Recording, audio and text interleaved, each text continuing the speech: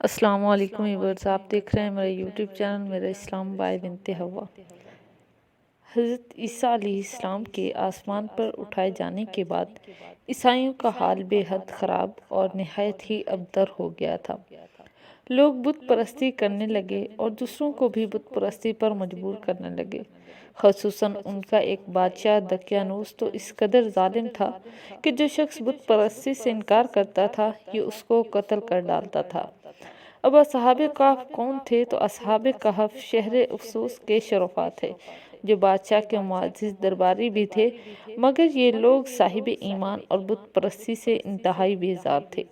دقیانوس کے جبر و ظلم سے پریشان ہو کر یہ لوگ اپنا ایمان بچانے کے لیے اس کے دربار سے بھاگ نکلے اور قریب کے ایک پہاڑ میں غار کے اندر پناہ گزین ہوئے اور سو گئے۔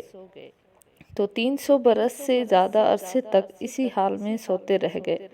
دقیانوس نے جب ان لوگوں کو تلاش کرایا اور اس کو معلوم ہوا کہ یہ لوگ غار کے اندر ہیں تو وہ بے حد ناراض ہوا اور فرط غیظ و غضب میں یہ حکم دے دیا کہ غار کو ایک سنگین دیوار اٹھا کر بند کر دیا جائے تاکہ یہ لوگ اسی میں رہ کر مر جائیں اور وہی غار ان لوگوں کی قبر بن جائے۔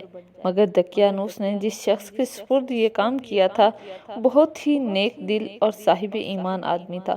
اس نے اصحاب کہف کے نام، ان کی تعداد اور ان کا پورا واقعہ ایک تختی پر کنندہ کر کے تانبے کے صندوق میں رکھوا دیا اور اسی طرح ایک تختی شاہی خزانہ میں بھی محفوظ کرا دی۔ کچھ دنوں کے بعد دقیانوس بادشاہ مر گیا اور سلطنتیں بدلتی رہی، یہاں تک کہ ایک نیک دل اور انصاف پرور بادشاہ جس کا نام بیٹروس تھا تخت نشین ہوا، جس نے 68 سال تک بہت شان و شوکت کے ساتھ حکومت کی۔ اس کے دور میں مذہبی فرقہ بندی شروع ہو گئی اور بعض لوگ مرنے کے بعد اٹھنے اور قیامت کا انکار کرنے لگے۔ قوم کا یہ حال دیکھ کر بادشاہ رنج و غم میں ڈوب گیا اور وہ تنہائی میں ایک مکان کے اندر بند ہو کر خداوند عز و جل کے دربار میں نہایت بے قراری کے ساتھ یہ گریہ زاری کر کے دعائیں مانگنے لگا کہ یا اللہ عز و جل کوئی ایسی نشانی ظاہر فرما دے تاکہ لوگوں کو مرنے کے بعد زندہ ہو کر اٹھنے اور قیامت کا یقین ہو جائے۔ بادشاہ کی یہ دعا قبول ہوگی اور اچانک بکریوں کے ایک چرواہے نے اپنے بکریوں کو ٹھہرانے کے لیے اسی غار کو منتخب کیا اور دیوار کو گرا دیا۔ دیوار گرتے ہی لوگوں پر ایسی ہیبت و دہشت سوار ہو گئی کہ دیوار گرنے والے لرزہ براندام ہو کر وہاں سے بھاگ گئے۔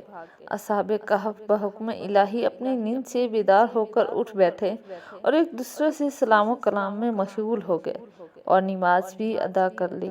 جب ان لوگوں کو بھوک لگی تو ان لوگوں نے اپنے ایک ساتھی یملیخا سے کہا کہ تم بازار سے جا کر کچھ کھانا لاؤ اور نہایت خاموشی سے یہ بھی معلوم کر لو کہ دقیانوس ہم لوگوں کے بارے میں کیا ارادہ رکھتا ہے۔ یملیخا غار سے نکل کر بازار گئے اور یہ دیکھ کر حیران رہ گئے کہ شہر میں ہر طرف اسلام کا چرچا ہے اور لوگ اعلانیہ حضرت عیسیٰ علیہ السلام کا کلمہ پڑھ رہے ہیں۔ یملیخا یہ منظر دیکھ کر محو حیرت ہو گئے کہ الہی یہ ماجرا کیا ہے؟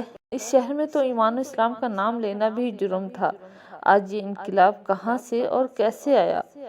پھر یہ ایک نانبانی کی دکان پر کھانا لینے گیا، دقیانوسی زمانے کا روپیہ دکاندار کو دیا تو جس کا چلنا بند ہو چکا تھا، بلکہ کوئی اس کا سکہ دیکھنے والا بھی باقی نہیں رہ گیا تھا۔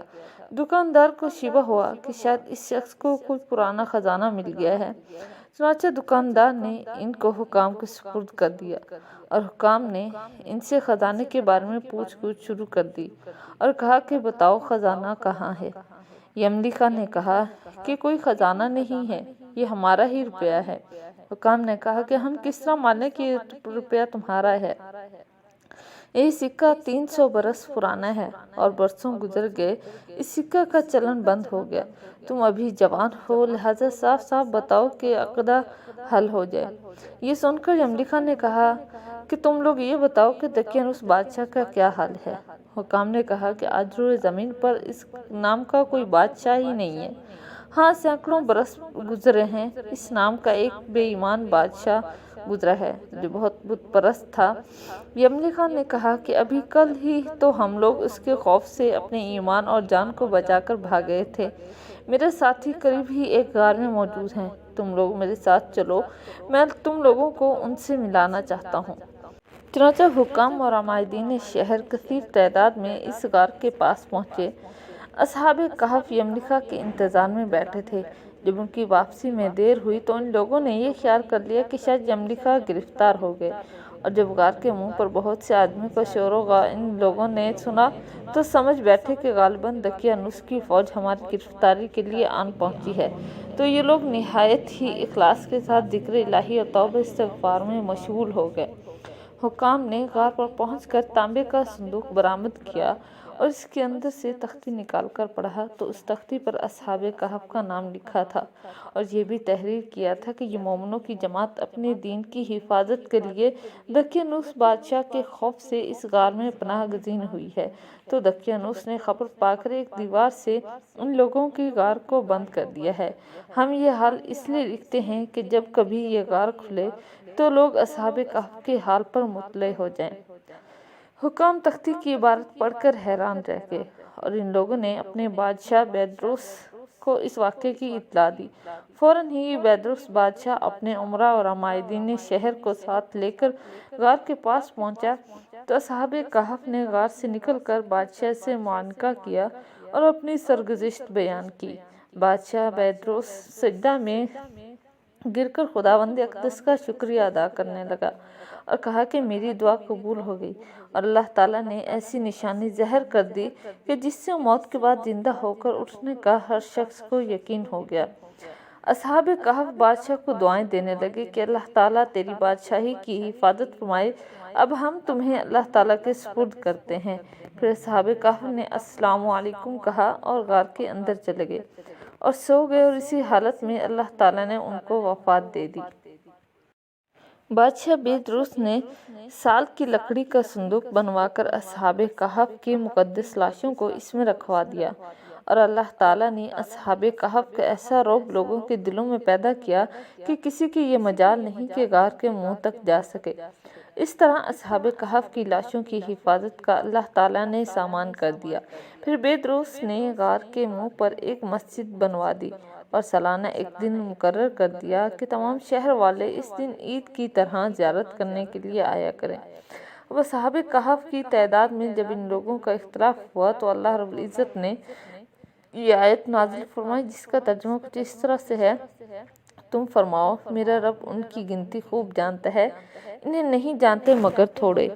حضرت عبداللہ بن عباس رضی اللہ تعالیٰ عنہ نے فرمایا کہ میں انہی کم لوگوں میں سے ہوں جو اصحاب کہف کی تعداد کو جانتے ہیں۔ پھر آپ نے فرمایا کہ اصحاب کہف کی تعداد 7 ہے اور 8واں ان کا کتا ہے۔